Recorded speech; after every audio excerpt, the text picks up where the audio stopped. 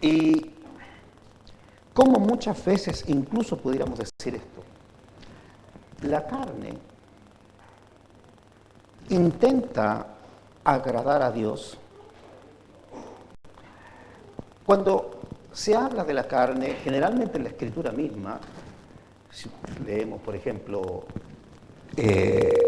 Gálatas, en el capítulo 5, cuando habla de las obras de la carne, y hay toda una lista de pecados.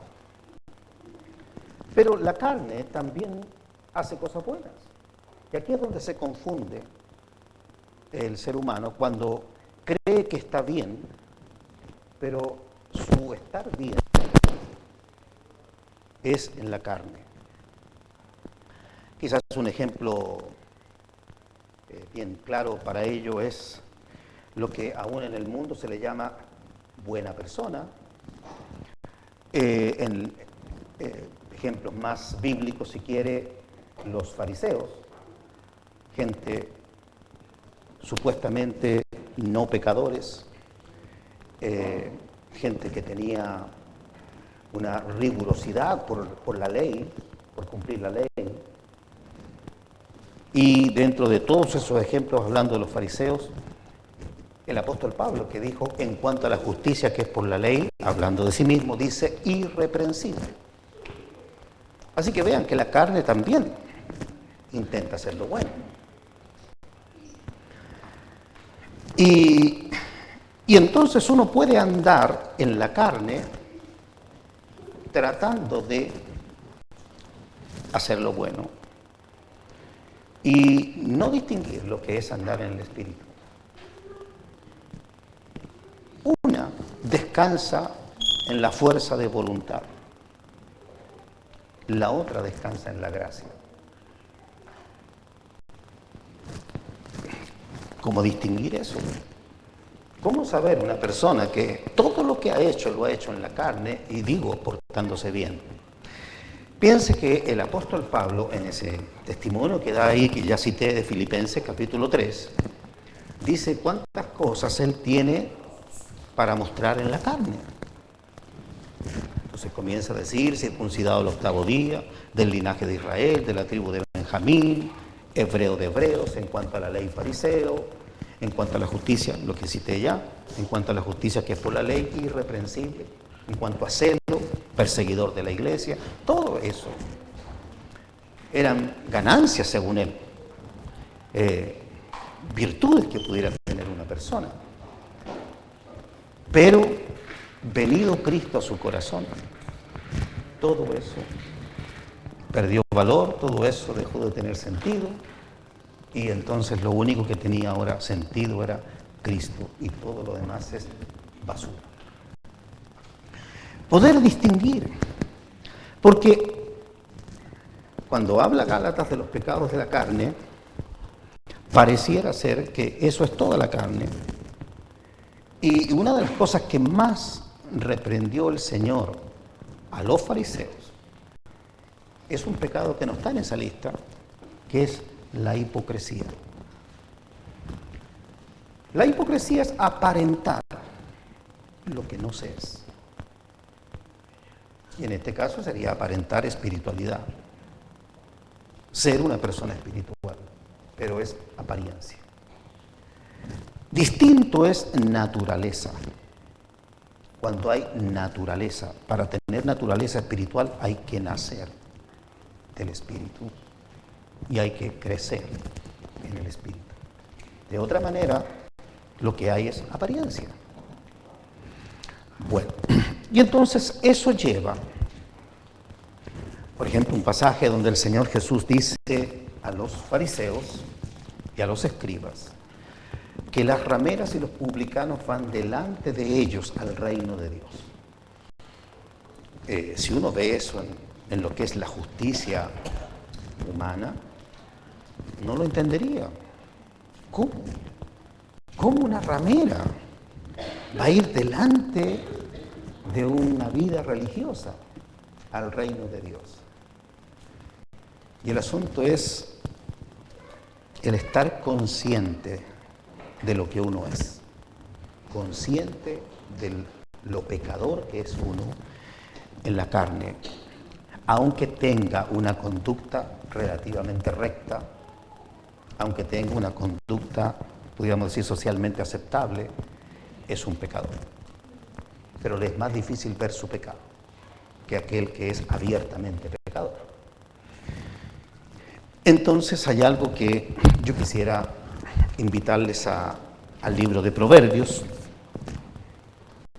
para comenzar a examinar la Escritura. Proverbios capítulo 28.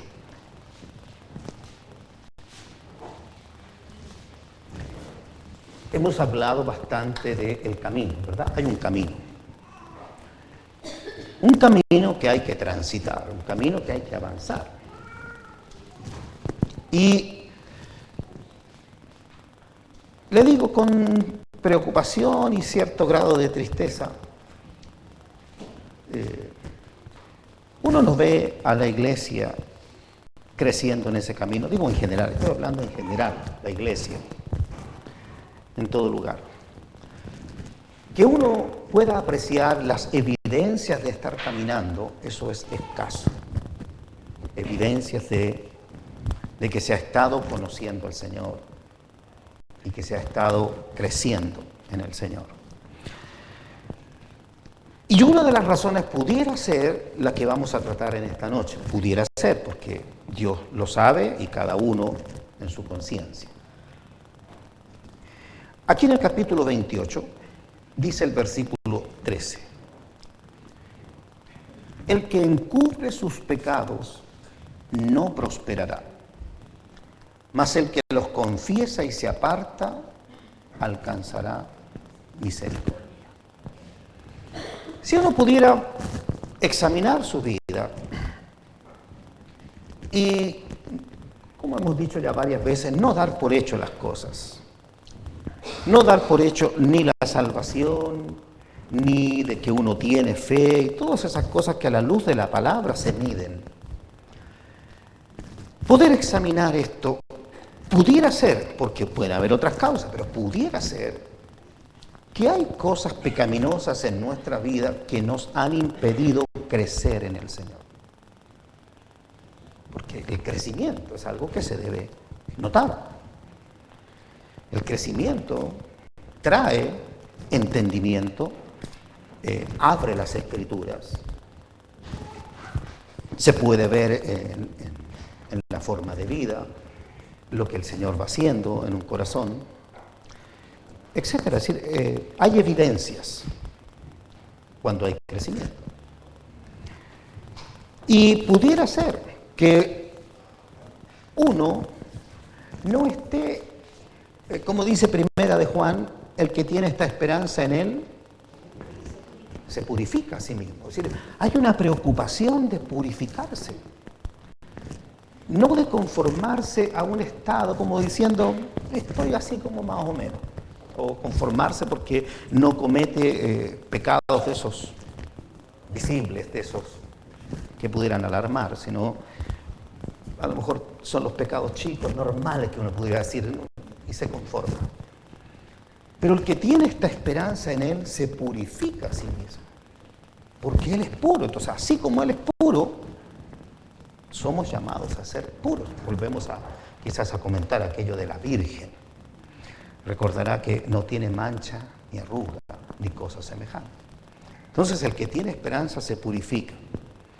Y dice, el que encubre sus pecados, aquel que los oculta, no va a prosperar. La palabra nos dice, por ejemplo, en un pasaje que hemos visto muchas veces de Hebreos, capítulo 6, hablando de vamos adelante a la perfección. Vamos adelante a la perfección. Un poquito más adelante dice, y esto haremos si en verdad Dios lo permite. No es cosa que uno diga ya, listo, vamos adelante a la perfección y vamos a ir adelante, si Dios lo permite, porque Dios es el que da el crecimiento. Y si uno encubre sus pecados, haga lo que haga, se esfuerce, ayune, en fin, lo que haga, no va a prosperar. Lo que Dios quiere es que aquello que está oculto, tráigalo a la luz. En Dios no hay tinieblas. Quiere acercarse a Dios, no puede acercarse con tinieblas, porque Él es luz. Por lo tanto, no puede prosperar, no puede avanzar si en su corazón hay pecado y lo oculta. Entonces, tiene una apariencia de que todo está bien, pero Dios sabe que no es así y entonces no prospera ahí. Se nos puede ir la vida, se nos puede pasar el tiempo sin avanzar en el Señor, sin un debido crecimiento. Dice, mas el que los confiesa y se aparta alcanzará misericordia. Así que lo que vamos a ver primeramente es algo que era normal, o se ve como normal en las Escrituras, es la confesión de pecados. Confesar los pecados. No ocultar, que es lo contrario. Si uno los oculta, ya sabe, no va a prosperar, no va a avanzar en el camino del Señor, pero si los confiesa y se aparta, alcanzará misericordia. ¿Sí? No ocultar nada. Poder tener una vida, si nosotros pudiéramos entender de que todos tenemos la misma naturaleza, la misma problemática. Así que el acercarnos al Señor con esa humildad de corazón y poder decirle al Señor, esto es lo que soy. No aparentar lo que no soy, sino esto es lo que soy. En estas cosas mi vida no está bien. Esto es para creyentes. Y entonces, vea, no prosperará. Si puede estar ahí en el camino, pero no va a prosperar, está detenido. Porque hay algo que el Señor quiere tratar en su vida, quiere limpiar su corazón, pero si uno no confiesa. Así que confesar viene a ser así como abrir el corazón y dejar que salga afuera la inmundicia que hay ahí. Que salga. No lo retenga, no la esconda, sino deje que salga. Es la única manera de prosperar. Es decir, y repito, nadie se puede acercar al Señor con pecado. Recordarán el capítulo 35 de Isaías, el versículo 8, camino de santidad será llamado, no pasará inmundo por él. Así que no se puede andar por el camino del Señor con pecado. Tiene que haber, y eso es lo primero del camino, es la cruz. En la cruz está el perdón de pecados. ¿Cómo ir más allá? ¿Cómo entrar más allá hacia el Señor si no pasamos por la cruz? Y eso es una constante de estar confesando, si uno está consciente que hay pecado en su vida, la presencia del Señor. Necesitamos la presencia del Señor. Fíjese en un salmo, obviamente en concordancia con lo que estamos hablando, el Salmo 32.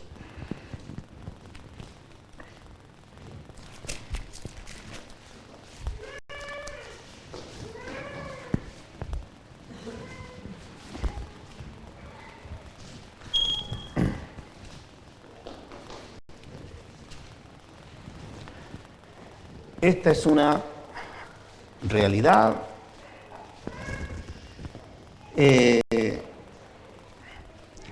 como decía, que es necesario escudriñar cada uno en su corazón, porque Dios, dice el apóstol Pablo, Dios habita en luz inaccesible. Todo lo que hay en Él es luz. Luz. ¿Ves que ¿Recuerdan cuando se manifestó el Señor Jesús al apóstol Pablo, siendo aún Saulo de Tarso? Quedó enceguecido. Porque la luz fue al mediodía y la luz era mucho más potente que la luz del sol. Dios es luz. Y nadie se puede acercar a Dios con tinieblas. Y dice entonces aquí el Salmo 32, versículo 3. Mientras callé, se envejecieron mis huesos en mi gemir todo el día, porque de día y de noche se agravó sobre mí tu mano. Se volvió mi verdor en sequedales de verano. Eso es una vida marchita.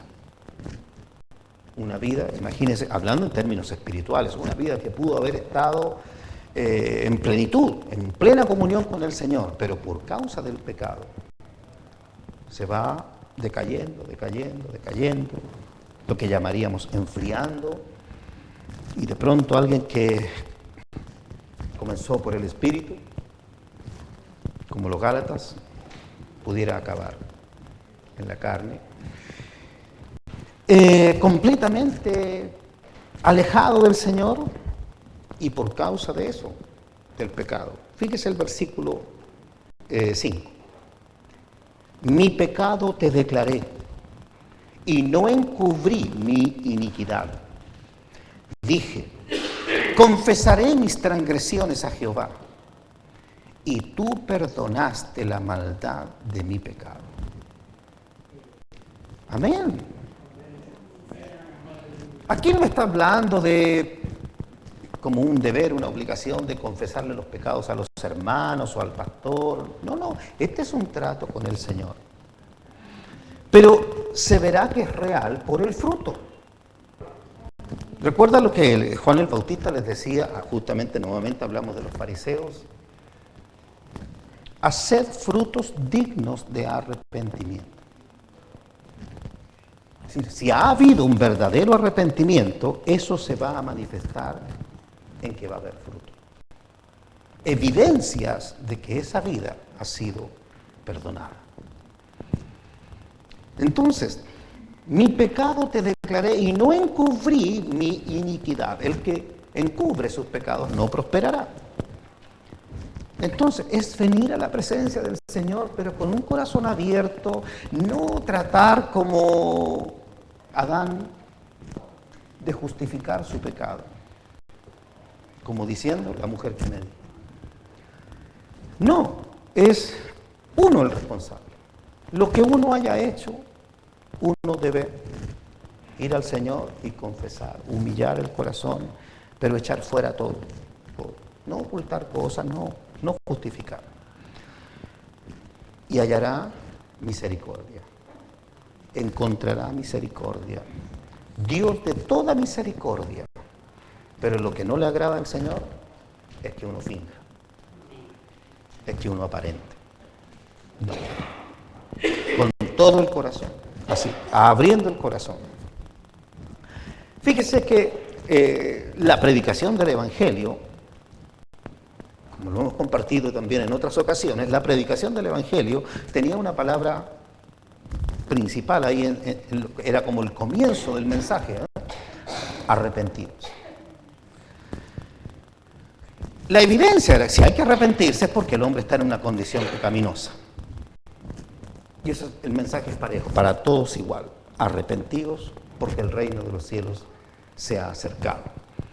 Por ejemplo, si me acompañan a Mateo capítulo 3, vamos a encontrar algo que era común para todos. Todos los que venían al Señor, todos los que se bautizaban.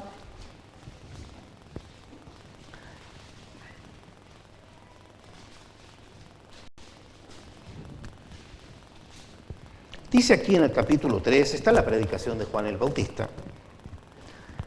Dice, leyendo desde el versículo 5, y salía a él Jerusalén, y toda Judea, y toda la provincia de alrededor del Jordán.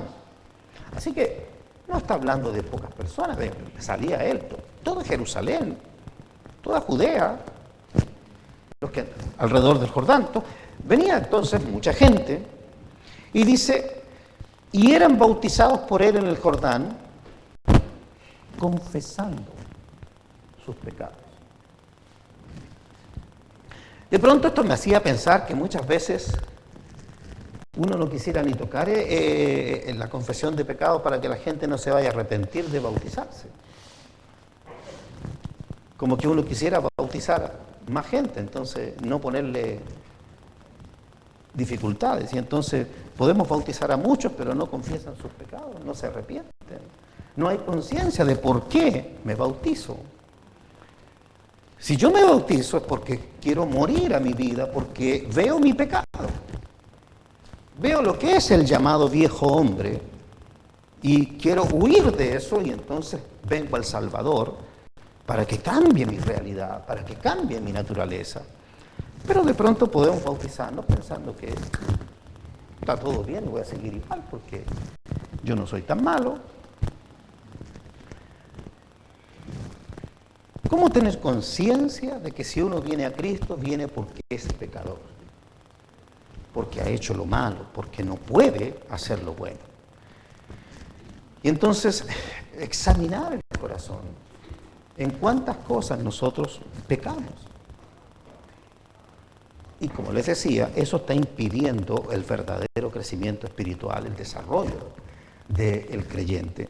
Porque a lo mejor hay ahí pecados guardados en el corazón y que a lo mejor uno mismo dice no son tan graves, esto no es tanto. O si somos todos iguales y nos conformamos con ese estado. Fíjese otro ejemplo en esto de la confesión de pecados en el libro de los Hechos, por favor, en el capítulo 19.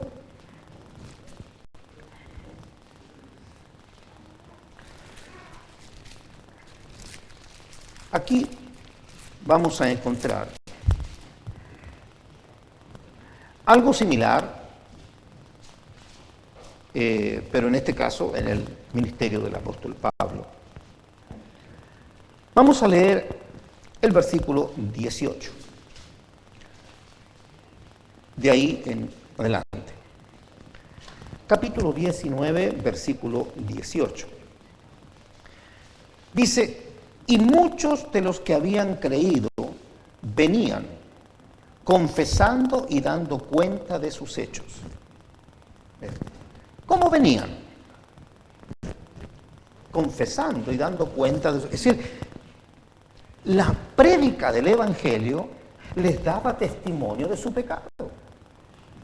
De tal manera que no venían a la iglesia, porque uno puede invitar a la gente a la iglesia.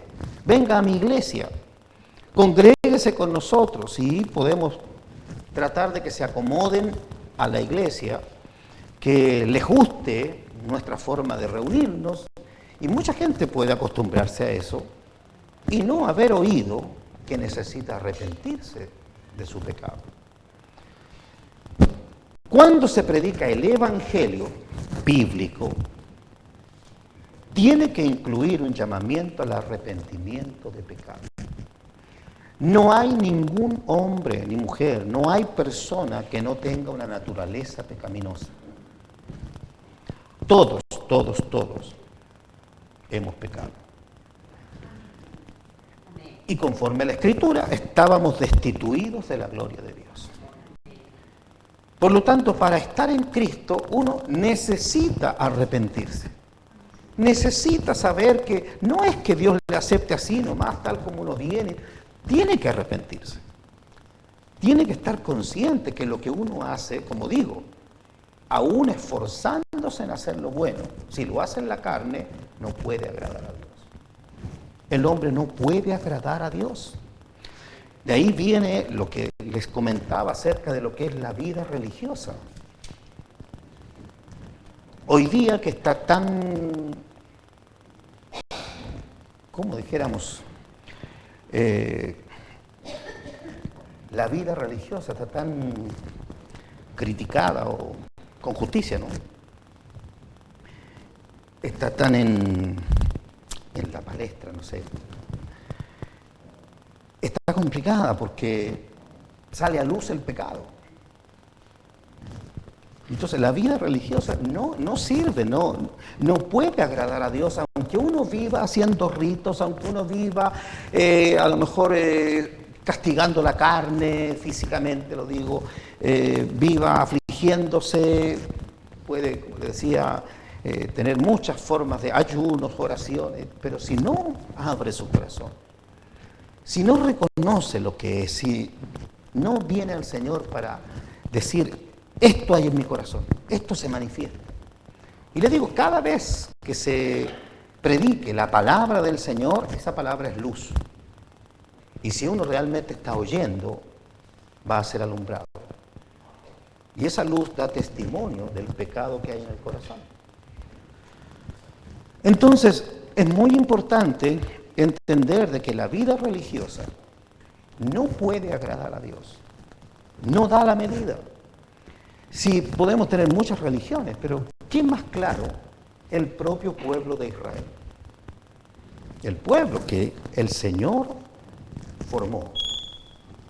Al pueblo que le da la ley y por medio de la ley le muestra al pueblo que es pecador. Y que no pueden. Ellos mismos que eran tan celosos de la ley no podían cumplir la ley. Y por lo tanto mostrándole al hombre que sus formas, el tratar de aparentar justicia los llevaba solamente a tener una vida de hipocresía, de apariencia. En cambio, venir a Cristo es realidad, es una vida real, es un cambio. Cuando el Señor Jesús dice, aprendan de mí que soy manso y humilde de corazón. Eso, decir de corazón, está hablando de naturaleza.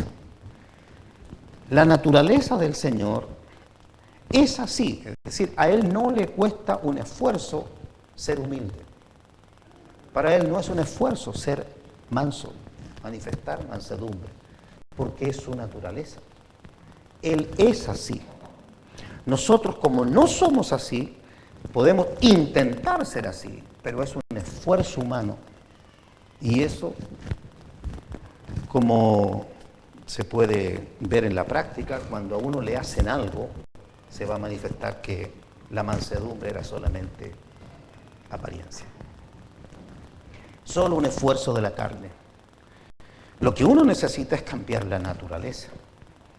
No tratar de ser uno, lo que el Señor dice, que porque no se puede. No va a durar, eso no es crecer espiritualmente, eso es la carne, si quiere usar este término, disfrazándose de espiritual. Pero la vida espiritual solamente está en Cristo. Si uno pudiera vivir la vida espiritual sin Cristo, en vano murió el Señor en la cruz. Pero no puede. El único medio es el Señor Jesucristo. Por eso, no intente con la carne hacer la voluntad de Dios porque va a fracasar. Y todo lo que va a hacer nunca va a ser agradable al Señor. Por lo tanto, lo que uno tiene que hacer es examinarse, reconocer su pecado, reconocer su imposibilidad de hacer lo que Dios demanda, de vivir en justicia, pero como digo, si el Señor dijo, como dice, mi carga es ligera, es fácil el yugo, entonces quiere decir que el Evangelio no es algo difícil de hacer y todo, no, pero es en el Espíritu, es tomando la cruz, es muriendo a la carne, haciendo morir la carne y creciendo espiritualmente, viviendo en el Espíritu. Por el Espíritu, haciendo morir las obras de la carne, así hay vida en el Señor. Bien, venían confesando sus pecados. Habíamos también leído en el Salmo que cuando hay esa confesión de pecados, el Señor tiene misericordia. El Señor perdona. Una cosa que también es muy necesaria saber, porque generalmente el ser humano no es así, diría, no es así simplemente como es Dios. Dios nos enseña a nosotros a perdonar. El hombre no perdona. El hombre, aunque diga perdona, a veces se acuña esta frase. ¿Has oído algo así en nuestro país? Ni perdón ni olvido. Bueno, piensen ahora, traigan esas cosas al Señor. El Señor perdona y olvida. Y no hay perdón sin olvido. Porque la persona que dice que perdonó pero no olvida, no ha perdonado. Por lo tanto, quisiera que recibiéramos esta palabra en el corazón. Todo aquel que pueda servirle esto que estamos tratando, debe considerar que cuando Dios perdona, no anda señalando con el dedo, mira lo que tú hiciste. No, no. Dios perdona y se olvida. Es como eso, es pasado, ya. Quedó atrás. Vamos adelante. Mire qué hermoso es eso.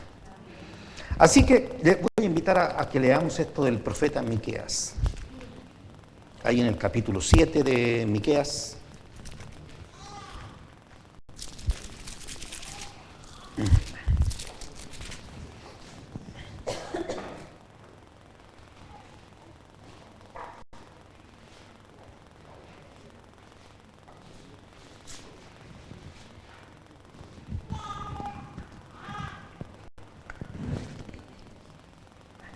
¿Amén? ¿Lo encontraron?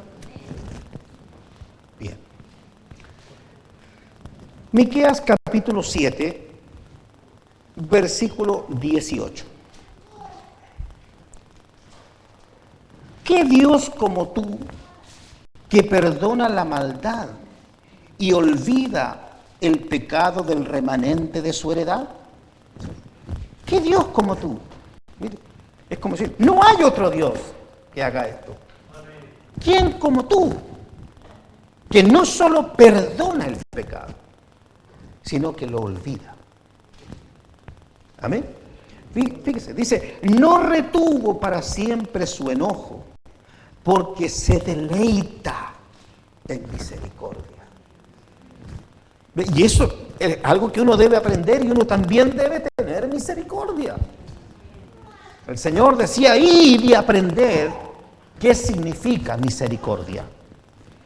Porque misericordia quiero y no sacrificio y conocimiento de Dios más que holocausto. Id y aprender. No retuvo para siempre su enojo, porque se deleita en misericordia. Él volverá a tener misericordia de nosotros. Sepultará nuestras iniquidades y echará en lo profundo del mar todos nuestros pecados. Amén. Amén. ¿Cómo no tener gratitud? No tenga temor de acercarse a Dios confesando sus pecados. Él no lo va a recriminar, Él sabe lo que hay en uno, Él sabe lo que uno es. Pero Él va a tener misericordia, Él vino a eso, Él vino a perdonar, Él vino a lavar el corazón. De tal manera que, como dijo el Señor, yo no he venido a condenar al mundo, yo vine a salvar. Así es que ese acercarse al Señor, confesando, esto soy, esto es lo que hay malo en mí, no tenga temor. Confiésele al Señor, cualquiera sea su pecado, su debilidad. Si es así, abierto de corazón, sinceramente, diciéndole, Señor, bueno, alcanzará misericordia, con toda certeza. Y esa misericordia lo que implica es que no se volverá a acordar el Señor de su pecado, no lo dejará marcado con una X ahí, este hizo, el Señor. Recuerdo cuando el apóstol Pablo, hablando de los apóstoles que eran apóstoles antes que él, en Gálatas, la carta a los Gálatas, dice, lo que hayan sido en otro tiempo, nada me importa. Dios no hace acepción de personas. Que hayan sido, no sé, publicanos, el caso de Mateo, que Pedro se declara el mismo un pecador. Bueno, todos sin duda pecadores, lo que hayan sido. No tenemos que vivir contando nuestro testimonio pasado. Lo que tenemos que hablar es el testimonio en Cristo, lo que Él ha hecho, no lo que yo era cuando estaba sin Él, sino lo que Él ha hecho ahora que hemos venido a Él. Ese es el testimonio que vale la pena hablar. Amén. Primero, tener esa convicción. Cuando Dios perdona, olvida.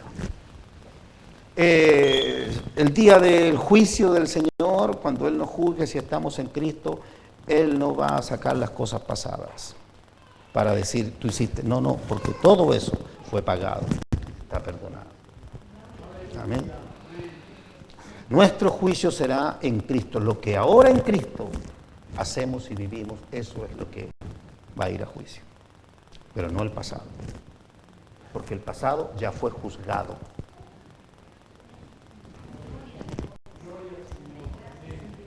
Fue juzgado, fue sancionado, y el que pagó el precio, el que fue sancionado fue el Señor Jesús, que nos amó de tal manera que puso su vida en lugar nuestro. Por lo tanto, ese precio está pagado. Gracias al Señor, por eso, gracias al Señor, amén. ¿Quién como Él? ¿Quién podía hacer eso? ¿Quién podía hacer esa obra tan gloriosa? Amén.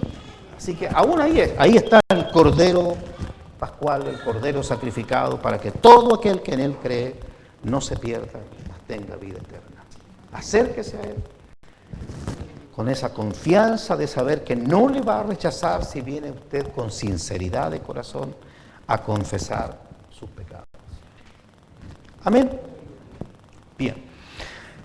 Hay algo aquí que debemos también poder tratar de enlazar esto, porque el destino del hombre está ligado al Seol. El Seol, un lugar espiritual, un lugar que no creo que sea físico, tiene que ver con el cementerio, pero es el lugar de los muertos. Y esa palabra la va a encontrar usted en el Antiguo Testamento, porque es una traducción del hebreo. Y en el Nuevo Testamento la va a encontrar como Hades, pero es lo mismo. Tanto el Hades como el Seol está hablando del mismo lugar para que pueda tener esa relación. Y yo quisiera poder mostrar, entonces, tomando conciencia de esto, poder mostrar la obra de la cruz, lo que hace la cruz del Señor Jesucristo. Primeramente, en el libro de los Salmos, el capítulo 9,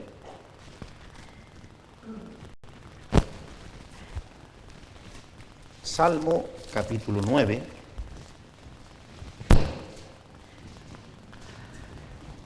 aquí en el versículo 17.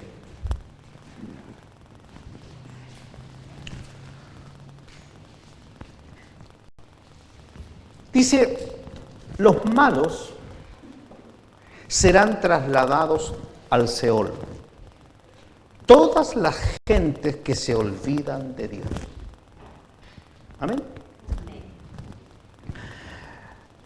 Hay muchos ejemplos en la Escritura.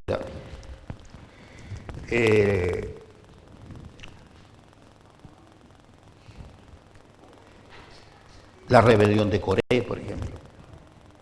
Aquellos que descendieron vivos al Seol, dice, los tragó la tierra. Así que siempre se ubica en las profundidades de la tierra, el Seol. Pero lo importante aquí es, los malos serán trasladados al Seol. ¿Quiénes? Todas las gentes que se olvidan de Dios. ¿Amén? Entonces, desde el principio, desde que hay gente en el mundo, y cuando, por ejemplo, la Escritura dice algo que ya cité, que todos los hombres están destituidos de la gloria de Dios, es decir, el destino del hombre es el Seol.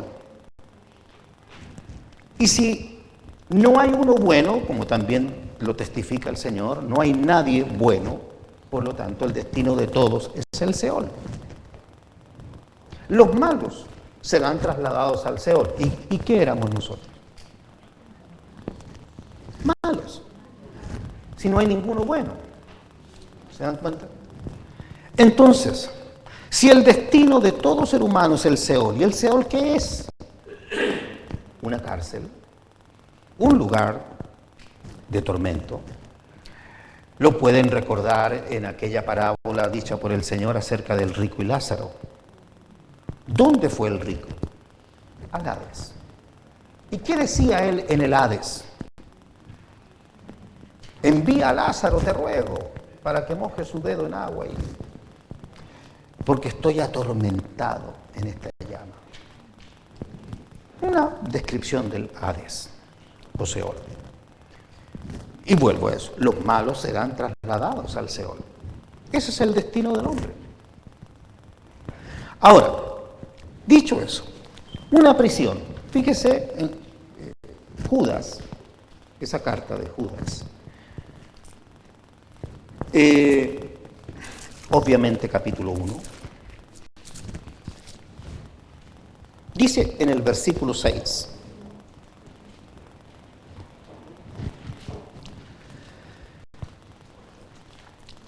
Dice, y a los ángeles que no guardaron su dignidad, sino que abandonaron su propia morada, los ha guardado bajo oscuridad en prisiones eternas para el juicio del gran día. Ahí está una forma de poder explicar qué es el Seol, qué es el Hades. Una prisión. En el sentido de que no hay hombre que pueda escapar de ese lugar. Ese es el lugar donde no hay posibilidades de que alguien salga de ahí. Es una prisión, esperando el juicio. Si ustedes han leído Apocalipsis capítulo 20, cuando dice que el juicio del gran trono blanco, desde el versículo 11 en adelante, y habla de que la muerte y el Hades entregaron los muertos que había en ellos.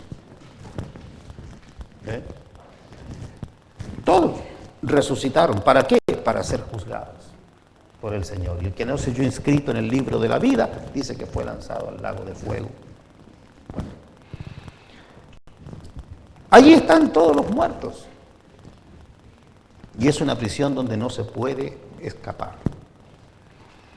Frente a esa realidad que el hombre no puede investigar, esto no lo puede descubrir la ciencia, esto es algo que está fuera del alcance humano, de ahí que volvemos a hablar de la sabiduría humana, es insensatez delante de Dios, porque ignora cosas que son fundamentales de la vida del hombre, cosas que solo por medio de la fe el hombre puede comprobar. De allí que la sabiduría del hombre está edificada sobre un error, pero grave error, ignorar a Dios. Dios es real y el hombre no tiene idea de lo que pasa después de la muerte. Después que el espíritu abandona el cuerpo, el hombre no tiene idea qué pasa. Solamente tiene ideas religiosas, suposiciones, pero no sabe la verdad. Jesucristo dijo, yo soy la verdad. Estas son las verdades que hay que saber, son las cuales hay que edificar la vida, porque esto es verdad. Entonces, ¿qué significa esto que dijo el Señor Jesús acá en Mateo, capítulo 16?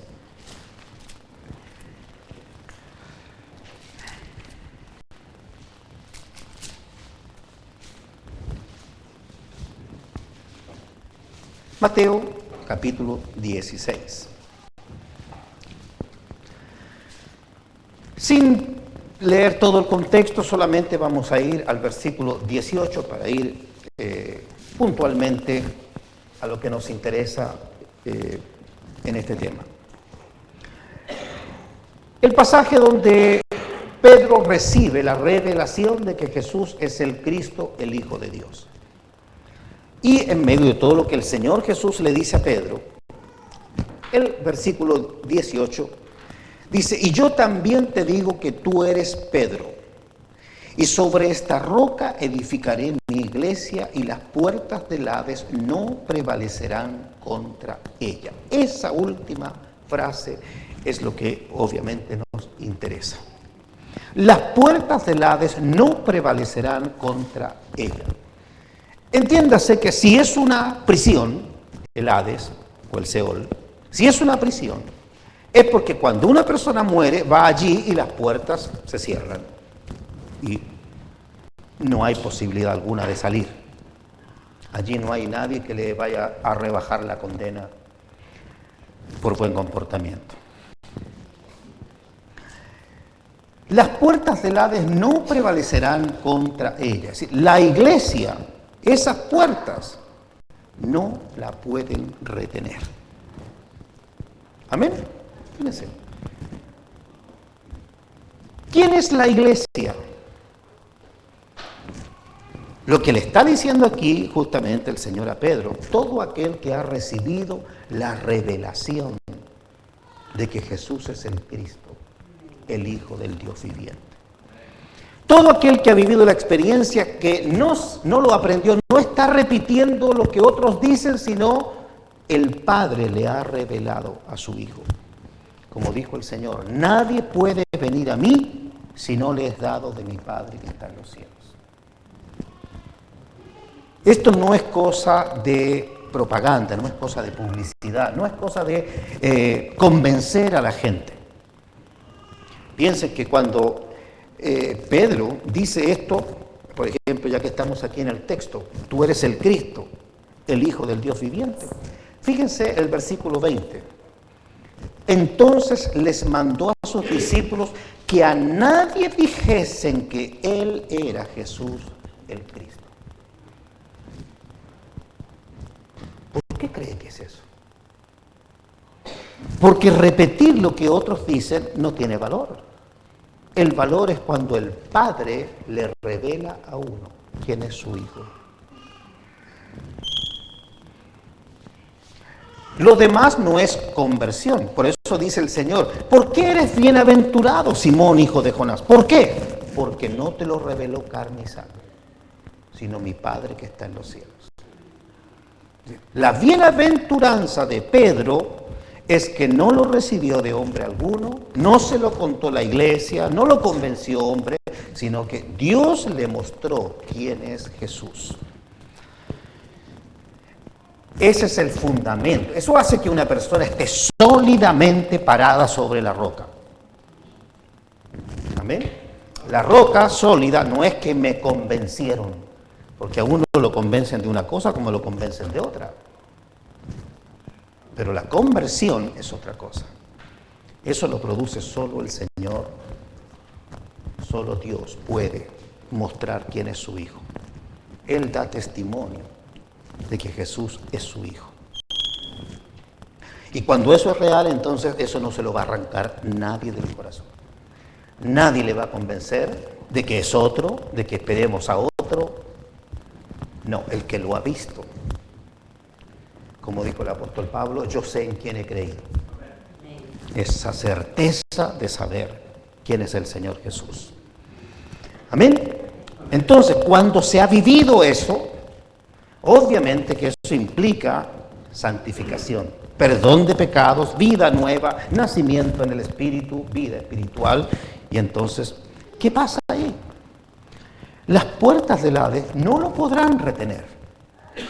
No podrán detener su vida ahí en esa prisión, en esa cárcel. Fíjense en esto. Volvamos al libro de los Salmos, al Salmo 49.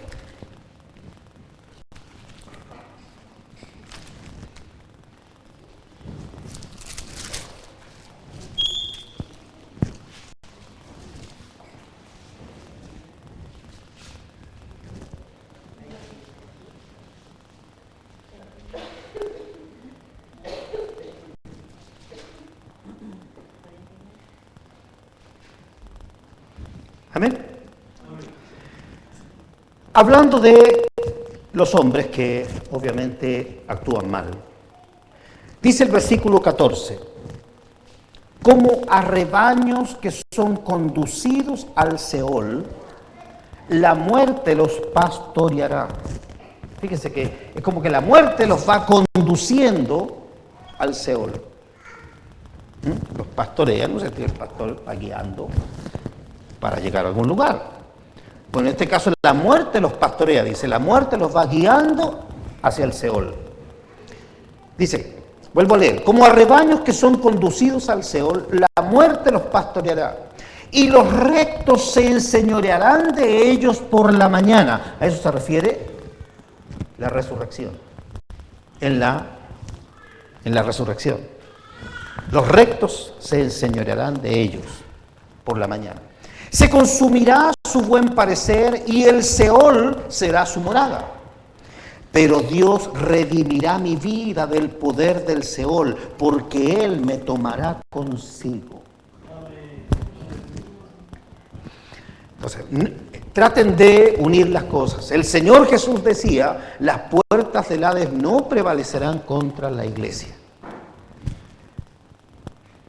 Él me tomará consigo. El Señor Jesús estuvo allí en el Seol. ¿Recuerda el pasaje? No dejarás mi alma en el Hades, ni permitirás que tu santo vea corrupción. Ciertamente Él murió y fue a ese lugar. Y predicó, dice, a los espíritus encarcelados. Pero no fue dejado en ese lugar. El Hades no lo pudo retener al Señor porque en Él no hay pecado. Por lo tanto, es como alguien que no lo... ¿De qué lo acuso? Para que alguien esté preso tiene que tener alguna acusación, algún delito. Y en Él no había pecado. Y por lo tanto, la muerte ni el Hades lo pudieron retener. Entonces, ahora, el que está en Cristo, Él, como dice aquí, Él me tomará consigo. Dios redimirá mi vida del poder del Seol porque Él me tomará consigo. Lo saca. Ahora, ¿por qué lo saca? Nuevamente, porque si en usted no hay pecado, la muerte no tiene potestad sobre su vida. La muerte no tiene poder sobre su vida. La muerte es la paga del pecado. Donde no hay pecado, no hay muerte. ¿Puede creer eso? Por lo tanto, el que está en Cristo no morirá jamás, como lo dijo el Señor. ¿Qué uno dice? No, pero si uno se muere igual, el cuerpo, sí, el cuerpo. Pero el alma va a Dios, no al Seol. Y vamos a leer eso, por favor, pero quisiera que pudiéramos ver aquí en el libro de Colosenses. ¿Qué pasó entonces?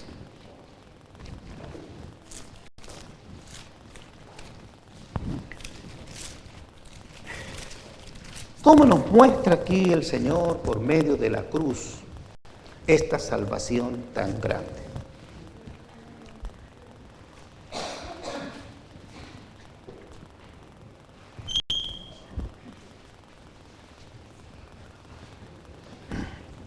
Vamos a comenzar a leer aquí desde el versículo 12 del capítulo 2. Colosenses capítulo 2, versículo 12. Dice, sepultados con Él en el bautismo, en el cual fuisteis también resucitados con Él. ¿Cómo decía del Seol? Me tomará consigo. De la muerte, me tomará consigo. ¿Qué significa el bautismo? Somos introducidos en Él en su muerte. Morimos con Él para resucitar con Él. Entonces, sepultados con Él en el bautismo, en el cual fuisteis también resucitados con Él, mediante la fe en el poder de Dios, que le levantó de los muertos, es decir, le sacó de esa situación, los muertos, le sacó de ahí, le resucitó y obviamente sabemos, le sentó a la diestra en las alturas. Dice el versículo 13, y a vosotros estando muertos en pecados. ¿Ve? Ese es el estado de todo ser humano. A vosotros estando muertos en pecados y en la incircuncisión de vuestra carne, os dio vida juntamente con Él, perdonándoos, ¿cuántos? Todos los pecados. Ahora, si todo pecado ha sido perdonado, entonces la muerte no lo puede retener. Porque no hay pecado. El que no tiene pecado no puede morir, porque la muerte entró en el mundo por causa del pecado. Cuando no hay pecado, entonces no hay muerte. Lo que hay es vida eterna. Amén. Entonces dice, vuelvo a leer el 14, anulando el acta, perdón, el 13 estaba leyendo.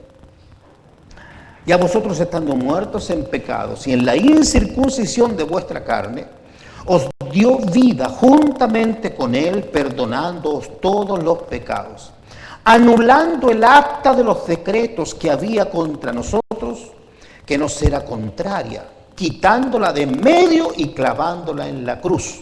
Bien, ahí. Como tratábamos de explicarlo el viernes pasado.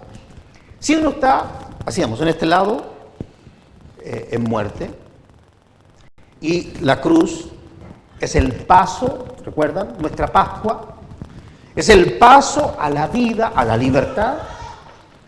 Por lo tanto, ¿qué pasa aquí? Si uno está en el viejo hombre, dice la Escritura aquí en este pasaje que hay decretos contra nosotros, que en el fondo son los decretos que implican nuestros pecados. Se decreta la muerte de uno por causa de todos los pecados que uno tiene. Esos decretos, obviamente, nos juegan en contra, porque son aquellos que está dando testimonio por qué tenemos que morir. Es la causa que nos lleva a la muerte, son nuestros pecados. Y entonces, dice aquí, anulando el acta de los decretos que había contra nosotros, que nos era contraria, quitándola de en medio. ¿Qué hizo? Le quitó eso que lo condenaba a muerte y lo clavó en la cruz. Y Él murió en nuestro lugar, pagando el precio por nuestros pecados.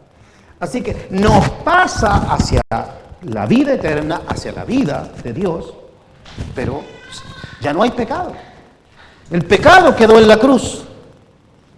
Y por lo tanto, la nueva vida, que es espiritual, es una vida santa, es una vida limpia, no tiene pecado. Entonces, la muerte no tiene potestad. Por eso dice aquí, despojando a los principados y a las potestades. Fíjese una cosa. Cuando vuelvo a citar Apocalipsis 20, la muerte y el Hades entregaron los muertos que había en ellos. La muerte entró en el mundo. La muerte es una potestad espiritual. Y la muerte entró en el mundo por causa del pecado. Sí, la muerte tuvo poder sobre el hombre porque el hombre pecó. Amén. Y entonces, venciendo el Señor en la cruz a estas potestades, les quitó todo poder, toda potestad sobre los que están en Cristo. Porque no teniendo pecado, no tiene poder para retenerlo, no tiene poder para apresarlo. Fueron vencidas esas potestades. En Cristo Jesús fue vencida la muerte, fue vencido el Hades. Despojando a los principados y a las potestades, los exhibió públicamente, triunfando sobre ellos en la cruz. Así que la cruz fue una gran batalla, quizás con toda certeza, la batalla más grande que se ha dado en toda la historia de la humanidad, fue ganada en la cruz. Porque no fue por un territorio, no fue por la vida eterna del hombre. Y el Señor venció a esas potestades que entraron en el mundo por causa del pecado del hombre. Y tenían poder sobre el hombre porque todo aquel que peca muere. Todo aquel que comete pecado, como dice Juan, infringe la ley y por lo tanto es un pecador y la paga del pecado es muerte. Así que la muerte tomaba potestad. La palabra dice que dentro de todas las cosas que nunca se sacian está el Seol. Nunca dice basta. Siempre tiene lugar para más muertos. Y nunca se llena. Pero el Señor venció al Seol. Venció la muerte. Entonces, ¿cómo opera eso? ¿Cómo entender esto? Que la única forma es que yo confiese todos mis pecados. Señor, límpiame de todo, saca todo. El Salmo 51, quizás interesante que lo pueda usted considerar. Lávame más y más de mi maldad, límpiame de mi pecado. No ocultar nada, sino reconocer que en el Señor hay misericordia, el Señor es perdón y el Señor limpia completamente para que la muerte no tenga potestad alguna sobre los que están en Cristo Jesús. Eso es lo que dijo el Señor cuando dijo: las puertas del Hades no prevalecerán contra la iglesia. No tienen poder contra la iglesia. Amén. No se refiere ahí a una lucha con el diablo y el poder de las tinieblas. No, no, no. Esto es por causa del pecado. Limpios de pecado, perdonados del pecado, la muerte no tiene potestad sobre los que están en Cristo Jesús. Amén. Terminamos con Filipenses capítulo 1. Por favor, hermanos, aquí la carta anterior a Colosenses. Este es el testimonio del apóstol Pablo frente a la posibilidad de morir. Morir, que no era ninguna bendición morir si uno estaba sin esperanza. Si uno estaba en pecado, no es ninguna bendición morir. Ya hemos visto hacia dónde va el hombre, cuál es el destino del hombre.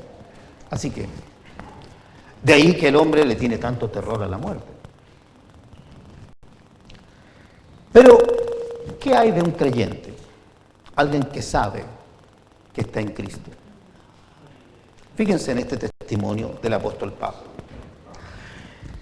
Dice aquí en el versículo 21, capítulo 1, versículo 21. Porque para mí el vivir es Cristo y el morir lo ve atemorizado. Es decir, nosotros sabemos que tenemos que salir de este mundo. Nosotros sabemos eso. ¿Cuándo? No lo sabemos, pero sabemos. Lo importante es saber a dónde vamos. Tener la convicción a dónde va nuestra vida si nos toca partir de este mundo. No nos espera el terror. No nos espera el Hades. Fíjese esto. Porque para mí el vivir es Cristo y el morir es ganancia. Mas si el vivir en la carne resulta para mí en beneficio de la obra, no sé entonces qué escoger. Porque de ambas cosas estoy puesto en estrecho, teniendo deseo de partir y estar con Cristo, lo cual es muchísimo mejor. Muchísimo. Es decir, él no está aferrado a esta vida diciendo: no, Señor, yo todavía estoy joven, yo no me quiero morir. No, no, no. Si se tiene que quedar es por causa de la obra, por causa de servir a los hermanos, de colaborar en la edificación de la iglesia, por esa causa. Pero si fuera por elección de él, porque él está diciendo: si yo tuviese que escoger, partiría. Porque estar con Cristo es muchísimo mejor. De ahí que cuando le escribe a los tesalonicenses les dice: no estén tristes por los hermanos que ya durmieron. No estén tristes por los que se fueron con el Señor. No se pongan tristes como si fuéramos el mundo que no tiene esperanza. Porque nosotros sabemos que Jesús resucitó. Y así traerá Dios con Jesús a los que durmieron en Él. Bendito el Señor. La muerte está vencida. Esa es la victoria más grande que se ha dado en la humanidad. La muerte está vencida. Amén. ¿Dónde está, muerte, tu victoria? ¿Dónde, oh sepulcro, tu aguijón? El poder de la muerte es el pecado. Vencido el pecado, la muerte no tiene potestad. Entonces, ¿cuál es la importancia de todo esto? No deje pecado en su corazón.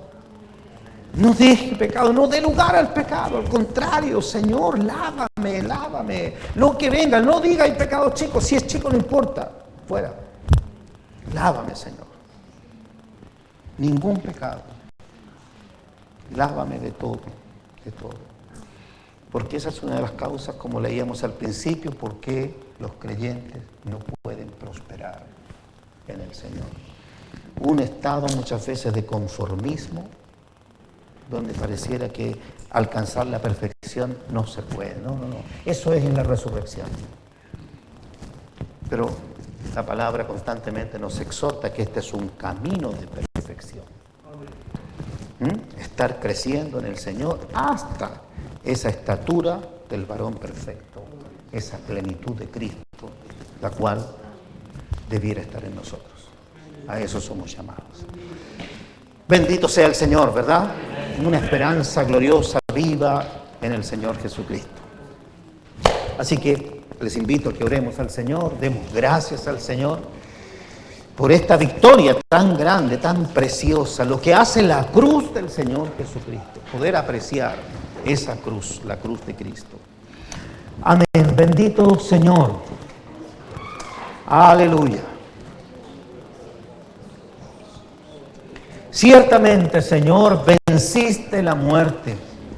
En esa cruz, tú estabas, Señor, dando la batalla más grande que ha habido en la historia de la humanidad, venciendo a potestades espirituales de maldad, quitándoles el poder que tenían sobre los hombres.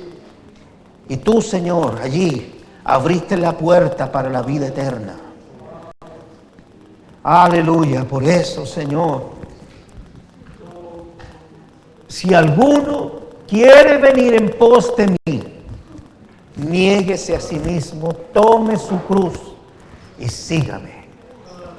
Sí, Señor, amén. Tú eres la vida.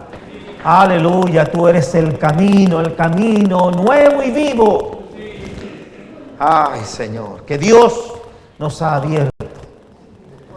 Gracias, Señor, por esta hermosura. Gracias por esta riqueza tan grande, Señor. Gracias por esta misericordia que has tenido para con nosotros, Señor, que siendo pecadores, Cristo murió por nosotros. El santo, el bueno, el perfecto murió por los injustos y nos perdonó de toda nuestra maldad, nos perdonó de nuestras iniquidades. Oh, Señor, y nunca más te acordarás, Señor, de la maldad de nuestras obras, Señor. Gracias por tanta misericordia, por tanto amor, Señor. Gracias, Señor, por lo que tú has hecho. Gracias por llamarnos a ser parte de tu iglesia, de la que es edificada sobre la roca, de la que es colocada, Señor, sobre esa verdad eterna, Cristo. Tú eres el Hijo de Dios. Tú eres el Mesías, el bendito, el que Dios ha señalado para que sea Rey de reyes y Señor de señores. Gloria y alabanza sean a tu nombre, Señor. Amén. Amén. Bendito Señor.